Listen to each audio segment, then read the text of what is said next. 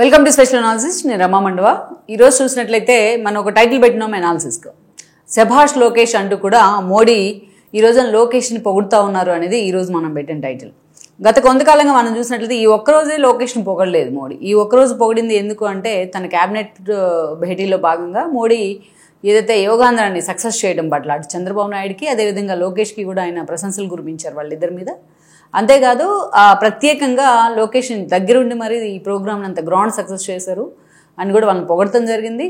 అది కూడా అసలు మొత్తం ఏదైతే ఒక నెల మొత్తం కూడా ఏపీలో అన్ని జిల్లాల్లో యోగాని ఎలా వాళ్ళు నడిపించారు అనేది, అదేవిధంగా ఎలా వాళ్ళు ప్రజలను పూర్తి స్థాయిలో మోటివేట్ చేయగలిగారు అనేది, 3 లక్షల మందిని తీసుకొచ్చి గిన్నిస్ రికార్డ్ ఎలా బ్రేక్ చేయగలిగారు అనేది కూడా ఆయన దాని మీద ఒక డాక్యుమెంటరీ తయారు చేయండి, అన్ని రాష్ట్రాలకు కూడా అది పంపుతాం అంటూ కూడా ఆయన మాట్లాడారు. సో ఎవరైనా సరే దీన్ని వెల్కమ్ చేయాల్సిందే.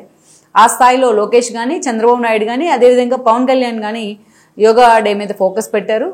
ఆల్మోస్ట్ ఒక 1.5 మంత్ నుంచే దీనికి ఏర్పాట్లు చేస్తూ వచ్చారు. ఆ స్థాయిలో దాన్ని సక్సెస్ చేయడం, అది కూడా విశాఖ సాగర్ తీరంలో అంతమందితోని 3 లక్షల మందితోని సక్సెస్ చేయడం, ఒక రికార్డు బ్రేక్ చేయడం, సూరత్లో ఉన్న రికార్డును కూడా బద్దలు కొట్టారు. సో అది ఎవరైనా సరే దాన్ని వెల్కమ్ చేయాల్సిందే. సో దానివల్ల ప్రభుత్వానికి ప్రభుత్వం ఇంత ఖర్చు ఎక్కడ బేర్ చేసిందని ప్రతిపక్షాలు విమర్శిస్తున్నప్పటికీ కూడా బట్ ఆ స్థాయిలో ఒక రికార్డ్ బ్రేక్ చేయడం అనేది, యోగాను ఆ స్థాయిలో జనంలోకి తీసుకెళ్ళడం అనేది ఎవరైనా కూడా వెల్కమ్ చేయాల్సిందే. దెన్ ఈరోజు చూసినట్లయితే లోకేష్ని మోడీ ఈ ఒక్క ఇష్యూ కేంద్రంగా పొగడటం లేదు. ఏ అవకాశం వచ్చినా లోకేష్ని పొగిడేందుకు మోడీ ఆ అవకాశాన్ని వదిలిపెట్టట్లేదు. గతంలో మనం చూసినట్లయితే ఇదే లోకేష్ని పట్టుకొని మోడీ 2019 ఎన్నికల కంటే ముందు ఆ రోజు లోకేష్ కా బాప్ అంటూ కూడా చంద్రబాబు నాయుడిని విమర్శించడం జరిగింది. చంద్రబాబు నాయుడిని టార్గెట్ చేసే క్రమంలో ఎన్నికల ప్రచారంలో లోకేష్ తీరును ఆ రోజు ఆయన విమర్శించారు. చంద్రబాబు నాయుడిని కూడా లోకేష్ బాప్ అంటూ చాలా సటైరిక్గా, సర్కాస్టిక్గా ఆ రోజు మాట్లాడారు. అదే నోటితో మోడీ ఈ రోజున లోకేష్ని ఆకాశానికి ఎత్తేస్తూ ఉన్నారు. అవకాశం దొరికినప్పుడల్లా లోకేష్ని స్వయంగా తనను కలవాలని ఆయన ఆహ్వానిస్తూ ఉన్నారు. ఆ స్థాయిలో లోకేష్కి అండ్ దెన్ మోడీకి మధ్య ఒక స్ట్రాంగ్ బాండింగ్ ఏర్పడుతూ ఉంది. నిజంగానే తనకు ఫ్లెక్సిబుల్గా ఉన్న సమయంలో, తనకు అవకాశం వచ్చిన సమయంలో కూడా లోకేష్ ఢిల్లీ పర్యటన చేస్తూ ఉన్నారు. మొన్నటి వరకు చూసినట్లయితే ఎక్కువగా చంద్రబాబు నాయుడు మోడీతో భేటీ కావడం, అమిత్ షాతో భేటీ కావడం, ఢిల్లీ పర్యటనలకు వెళ్ళడం మనం చూస్తూ వచ్చాం. కానీ ఇటీవల కాలంలో చూసినట్లయితే లోకేష్కి అమాంతం మోడీ దగ్గర, అమిత్ షా దగ్గర ప్రయారిటీ పెరిగింది. ఈవెన్ తన ఫ్యామిలీని కూడా తీసుకుని తన భార్య కొడుకుతో పాటు వెళ్ళి లోకేష్ మోడీతో భేటీ కావడం జరిగింది. ఎప్పుడైతే ఇంత ప్రయారిటీ పెరుగుతూ ఉందో లోకేష్కి, ఎందుకంటే పవన్ కళ్యాణ్ ఎలాగూ అంతే క్లోజ్ సర్కిల్స్లో ఉన్నారు మోడీకి, అంతే స్థాయిలో మోడీ కూడా పవన్ కళ్యాణ్ కానీ చిరంజీవిని కానీ చాలాసార్లు ప్యాంపర్ చేస్తూ వచ్చారు ఆయన. కానీ గత కొంతకాలంగా లోకేష్ని మోడీ ప్రమోట్ చేస్తున్న విధానం కానీ, అవకాశం వచ్చినప్పుడల్లా ఆయన ప్రశంసిస్తున్న విధానం కానీ, తాను ఏదైతే ఏపీకి వచ్చినప్పుడల్లా లోకేష్ని పిలిపించుకుని మరీ ఆయన భేటీ అవుతున్న విధానం కానీ, ఇవన్నిటి మీద చాలా చర్చ జరుగుతోంది.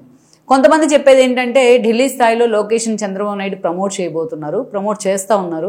సో అందుకే లోకేష్కి అటు మోడీతోని, అదేవిధంగా జాతీయ రాజకీయాల మీద పూర్తి స్థాయిలో పట్టు సాధించే దిశగా చంద్రబాబు నాయుడు ఆయన్ని పుష్ చేస్తున్నారు అనేది ఒక చర్చ. అంతేకాదు ఇంకొక చర్చ ఏంటంటే ఈరోజు ఏకంగా లోకేష్ పూర్తి స్థాయిలో మోడీ దగ్గర, అమిత్ షా దగ్గర మార్కులు కొట్టేశారు. జాతీయ స్థాయిలో కూడా అవసరమైతే ఎన్డీఏ తరపు నుంచి లోకేష్కి ఒక కీలక బాధ్యతలు కూడా ఇస్తారనేది అయితే మరొక చర్చ. బట్ ఇందులో వాస్తవం ఎంత ఉంది, ఇందులో నిజాలు ఎంత ఉన్నాయనేది మనం పక్కన పెడితే ఈరోజు బీజేపీ వైపు నుంచి చూద్దాం ఈ పాయింట్ని. తమకు రాజకీయంగా ఉపయోగపడే ఏ చిన్న అవకాశాన్ని కూడా ఈరోజు బీజేపీ వదులుకోదు. ఏ రాష్ట్రంలో చూసినా మోడీ ప్రధాని అభ్యర్థిగా బాధ్యతలు స్వీకరించి ప్రధాని అభ్యర్థిగా ఫోకస్ అవ్వడం, గుజరాత్ నుంచి వచ్చి అక్కడి నుంచి కూడా 3rd టైం ఆయన ప్రధానిగా ఉన్నారు ఈరోజు.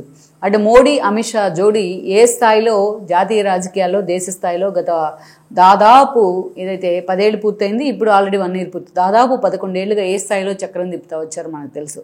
ఒక్క ఎమ్మెల్యే ఉన్న రాష్ట్రాల్లో కూడా బీజేపీ అధికారంలోకి వచ్చిన సందర్భాలు ఉన్నాయి. అలా ఏక్నాథ్ షిండే ఎపిసోడ్ కూడా మనకు తెలుసు, మహారాష్ట్ర కేంద్రంగా ఎలాంటి డ్రామా నడిచింది అనేది. సో కొన్ని చోట్ల ఎస్పెషల్లీ సౌత్లో మాత్రం మోడీ అనుకో చేసిన ఎక్స్పెరిమెంట్స్ చాలా ఫెయిల్ అయినప్పటికీ బట్ నార్థన్ స్టేట్స్లో మాత్రం చాలా సక్సెస్ అయ్యాయి.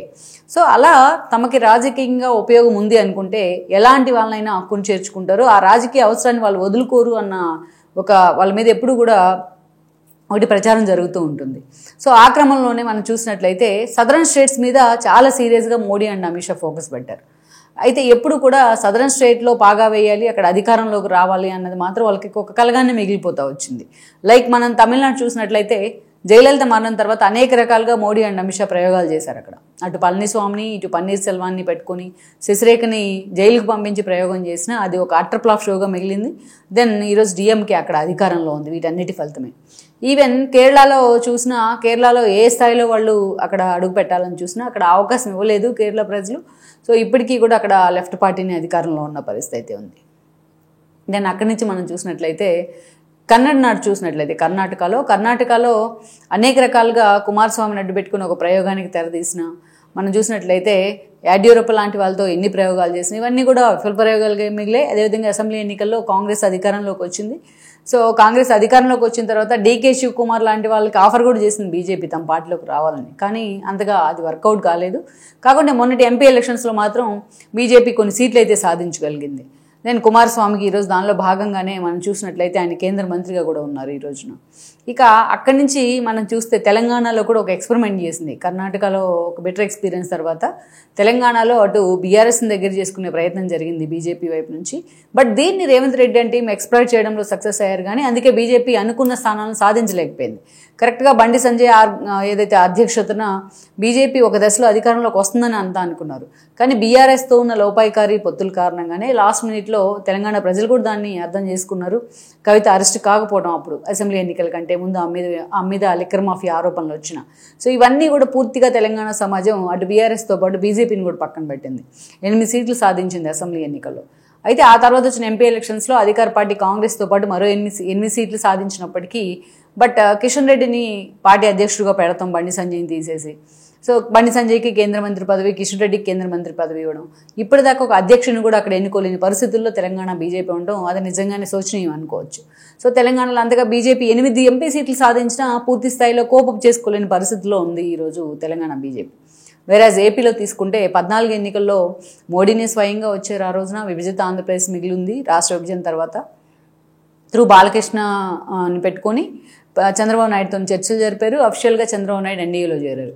విభజన హామీల వేదికగా అటు మోడీకి అండ్ దెన్ చంద్రబాబు నాయుడుకి మధ్య ఒక డ్రిఫ్ట్ అయితే స్టార్ట్ అయింది. ఎన్డీఏలోంచి చంద్రబాబు నాయుడు బయటికి రావడం జరిగింది. సో ఈ క్రమంలోనే వైసీపీ ట్రాప్లో ఇరుక్కుంటున్నారంటూ మోడీ ఆ రోజు విమర్శించిన సందర్భాలు ఉన్నాయి.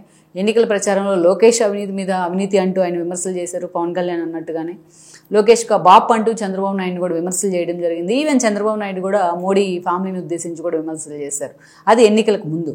దెన్ ఎన్నికల్లో టీడీపీ చాలా ఘోరంగా 23 సీట్లకే పరిమితమైన తర్వాత జగన్మోహన్ రెడ్డి అధికారంలోకి వచ్చారు 151 సీట్లతోని. చంద్రబాబు నాయుడు ఎప్పుడు రాష్ట్ర ప్రయోజనాలు నాకు ముఖ్యం అంటూ జగన్ మీదే ఫోకస్ పెట్టారు. జగన్మోహన్ రెడ్డి సీఎం కావడంలో కీలక భాగస్వామ్యులైన బీఆర్ఎస్ని కానీ, కేసీఆర్ని కానీ, మోడీని కానీ, అమిత్ షాని కానీ ఎక్కడ ఆయన ఒక మాట అనలేదు. చాలా జాగ్రత్తగా 5 ఏళ్లు జగన్మోహన్ రెడ్డి వైఫల్యాన్ని టార్గెట్ చేస్తూ వచ్చారు. సో ఈ క్రమంలోనే జగన్మోహన్ రెడ్డి అరాచక పాలన కావచ్చు, 5 ఏళ్ల పాటు ఆయన తీసుకొచ్చిన పొలిటికల్ వెండట్టా కావచ్చు, ఇవన్నీ కూడా ఈరోజు కూటమిని ఏర్పాటు చేశాయి. చంద్రబాబు నాయుడు అరెస్ట్తో పవన్ కళ్యాణ్ అలర్ట్ అయ్యారు, ఆయన మద్దతు ఇచ్చారు. అటు బీజేపీని కూడా తీసుకొచ్చి కలిపారు, కూటమి ఫామ్ అయింది. దెన్ అధికారంలోకి వచ్చింది భారీగా ఈ రోజున. సో ఆల్మోస్ట్ ఈరోజు సొంతగా లేకపోయినా బీజేపీ మాత్రం ఏపీలో అధికారంలోకి ఉంది. అది కూడా అటు టీడీపీ జనసేనను కలుపుకొని. తాను ఏదైతే కూటమిలో భాగస్వామ్యం అయ్యి పార్టీ అధికారంలోకి వచ్చిన తర్వాత ఇక్కడ మోడీ అటు పదవులు కూడా పంచుకున్నారు. TDP and then Janasena and then BJP రాష్ట్రంలో పదవులు పంచుకున్నారు. కొంతమంది టీడీపీకి బీజేపీ నేతల కేంద్ర మంత్రి పదవులు కూడా దక్కాయి. పవన్ కళ్యాణ్కి మాత్రం అవకాశం రాలేదు. తన పార్టీ వైపు నుంచి కేంద్ర మంత్రి పదవి అయితే అవకాశం దక్కలేదు. కానీ అదే స్థాయిలో పవన్ కళ్యాణ్ని మోడీ ప్రమోట్ చేస్తూ వచ్చారు. ఆయన ప్రమాణ స్వీకార వేదిక మీద కావచ్చు, అన్ని రకాలుగా. ఇక అటు చిరంజీవిని, పవన్ కళ్యాణ్ని అవసరమైనప్పుడల్లా ఎన్నోసార్లు అదే వేదికల మీద ఆయన పోయిన సందర్భాలు కావచ్చు. చిరంజీవితో కలిసి సంక్రాంతి సంబరాల్లో ఢిల్లీ వేదికగా కిషన్ రెడ్డి ఇంట్లో పాల్గొన్న సందర్భం కావచ్చు. చిరంజీవికి అవసరమైతే ఏదైతే పూర్తి స్థాయిలో ఒక రాజ్యసభ సీట్ ఇస్తామంటూ కూడా ఆఫర్ చేసిన విధానం కావచ్చు. ఇలా పవన్ కళ్యాణ్ మాత్రం ఎన్నోసార్లు మోడీ టీం ప్యాంపర్ చేస్తూ వచ్చింది. ఈవెన్ అమరావతి సభకు వచ్చినప్పుడు కూడా పవన్ కళ్యాణ్కి ఆ రోజు మోడీ ఆయనకు ఒక చాక్లెట్ కూడా ఇవ్వడం జరిగింది. పవన్ కళ్యాణ్ తన స్పీచ్లో భాగంగా దగ్గుతూ ఉంటాయి. సో తమది ఒక క్లోజ్ బాండింగ్ అంటూ కూడా ఆయన పూర్తి స్థాయిలో దాన్ని ఎక్కడ ఎక్స్పోజ్ చేస్తూనే వచ్చారు, కానీ దాచుకోవడానికి ప్రయత్నం చేయలేదు. ఇంకా ఇక్కడ పవన్ కళ్యాణ్ అంత బాండింగ్ ఉంది, ఆయన సనాతన ధర్మం స్టాండ్ తీసుకున్నారు, పూర్తిగా బీజేపీ ఫోల్డ్లోకి వెళ్ళిపోయారని విమర్శలు వస్తున్నా ఆ బాండింగ్లో మధ్య ఎవరు కూడా పొరపచ్చాలు అయితే సృష్టించలేకపోయారు. బట్ వేరే ఈరోజు లొకేషన్ చూసినట్లయితే at the same time Pawan Kalyan ఏ స్థాయిలో మోడీ ప్రమోట్ చేసుకుంటూ వచ్చారో లొకేషన్ కూడా అదే స్థాయిలో మోడీ ప్రమోట్ చేసుకుంటూ వస్తూ ఉన్నారు. ఇక ఇటీవల కాలంలో చూసినట్లయితే స్టార్టింగ్ ఎన్నికలకు ముందు తన తండ్రి జైల్లో ఉన్న క్రమంలో అమిత్ షా లాంటి వాళ్ళతో కూడా లోకేష్ భేటీ కావడం జరిగింది. ఎన్నికల సమయంలో పొత్తులు పెట్టుకున్నప్పుడు కూడా ఆయన ఢిల్లీ పర్యటనలు కూడా చేశారు. దెన్ తాను కూటమి ప్రభుత్వం ఏర్పడి తాను చంద్రబాబు నాయుడు క్యాబినెట్లో మంత్రి అయిన తర్వాత అంత సీరియస్గా ఆయన ఢిల్లీ మీద అయితే ఫోకస్ పెట్టలేదు. కానీ స్వయంగా మోడీనే పలు సందర్భాల్లో ఏపీకి వచ్చినప్పుడు లోకేష్ను ఉద్దేశించి ఢిల్లీకి రమ్మని అడిగారు, తనతో కూర్చోవాలని ఆయనే స్వయంగా అపాయింట్మెంట్ ఇచ్చి పిలవడం జరిగింది. అలా 2-3 సార్లు మోడీ లోకేష్ని అడగడం జరిగింది. ఈ ఎన్నికల ప్రచార సమయంలో కూడా అడిగారు. అండ్ దెన్ మొన్న చూసినట్లయితే అమరావతి పునర్నిర్మాణ కార్యక్రమానికి వచ్చినప్పుడు కూడా లోకేష్ని ఆయన అడగడం జరిగింది. సో ఆ వెంటనే లోకేష్ వెళ్ళి తన ఫ్యామిలీతో సహా మోడీతో భేటీ అయ్యారు. మధ్యలో అమిత్ షాని కూడా కలిసి వచ్చారు. అండ్ దెన్ రీసెంట్గా చూస్తే యోగా డే రోజున వైజాగ్లో కూడా హ్యూజ్ సక్సెస్ చేశారు ప్రోగ్రామ్ అంటూ లోకేష్ని భుజం మీద చేసి మరీ ఆయన అభినందించే ప్రయత్నం చేశారు. ఇక అంతేకాదు ఈ ప్రోగ్రాం క్రెడిట్ మొత్తం లోకేష్కి దక్కుతుందన్న విధంగా ఆయన లోకేష్ని ప్యాంపర్ చేసే ప్రయత్నం చేస్తూ ఉన్నారు. ఇక్కడే చాలామందికి అనుమానం ఏంటంటే నిజంగానే లోకేష్ జాతీయ రాజకీయాల మీద ఫోకస్ పెట్టబోతున్నారా అనేది. సో ఇప్పుడు ఆయన మంత్రిగా ఉన్నారు, జాతీయ రాజకీయాల మీద భవిష్యత్తులో ఫోకస్ ఉంటుంది, ఇప్పుడు ఫోకస్ ఉంటుంది అనడంలో ఎలాంటి సందేహం లేదు. కానీ పూర్తి స్థాయిలో జాతీయ స్థాయి రాజకీయాల్లో కూడా ఆ స్థాయిలో ర్యాపు మెయింటైన్ చేసే విధంగా లోకేష్ని ఇప్పటి నుంచే చంద్రబాబు నాయుడు పుష్ చేస్తున్నారు అనేది ఆ పార్టీ నేతలు చెప్తున్నమాట. ఎందుకంటే ఎన్డీఏ కన్వీనర్గా కావచ్చు, అదేవిధంగా దేశ రాజకీయాల్లో చక్రం తిప్పిన ఘనత చంద్రబాబు నాయుడుకు ఉంది. బట్ ఆ ర్యాపో జాతీయ స్థాయి నేతలతో అన్ని పార్టీలతో ఆయనకి సత్సంబంధాలు ఉన్నాయి. సో ఆ స్థాయిలో సత్సంబంధాలు లోకేష్ కూడా తెచ్చుకోవాలంటే అటు మోడీతో ఇటు అమిత్ షా లాంటి వాళ్ళతో ర్యాపో మెయింటైన్ చేయాల్సిందే. అందుకే చంద్రబాబు నాయుడు వాంటెడ్లీ తన పర్యటనలు తగ్గించుకొని లోకేష్ని ప్రమోట్ చేస్తున్నారు అనేది అయితే ఒక చర్చ. But at the same time చూసినట్లయితే ఏపీలో కూడా లోకేష్ భవిష్యత్ లీడర్గా చంద్రబాబు నాయుడికి ఏకైక వారసుడిగా ప్రొజెక్ట్ అవుతూ ఉన్నారు. భవిష్యత్ టీడీపీ దిశానిర్దేశం చేసే వ్యక్తిగా ప్రొజెక్ట్ అవుతూ ఉన్నారు. ఈ క్రమంలోనే అటు మోడీ అమిత్ షా కూడా లోకేష్కి అంత ప్రయారిటీ ఇస్తూ ఉన్నారు అనేది ఇంకో చర్చ అని అనుకోవచ్చు. టీడీపీ ప్రభుత్వమే కావచ్చు, అనేక పార్టీలో కావచ్చు, కీలక నిర్ణయాల్లో లోకేష్ భాగస్వామ్యం అవుతా ఉన్న క్రమంలో మోడీ కూడా అందుకే ఆయనకు అంత ప్రయారిటీ ఇస్తున్నారని కూడా చెప్తున్నారు. మొత్తానికైతే ఈరోజు చూసినట్లయితే ఆ స్థాయిలో మోడీ లోకేష్ని ప్రమోట్ చేస్తున్న తీరు మాత్రం ఈరోజు అటు టీడీపీ వర్గాల్లోనే కాదు రాష్ట్ర రాజకీయాల్లో కూడా చాలా సీరియస్గా చర్చనీయాంశం అవుతోంది. ఈ వీడియో మీకు నచ్చినట్లయితే please share, like and subscribe R24 Telugu.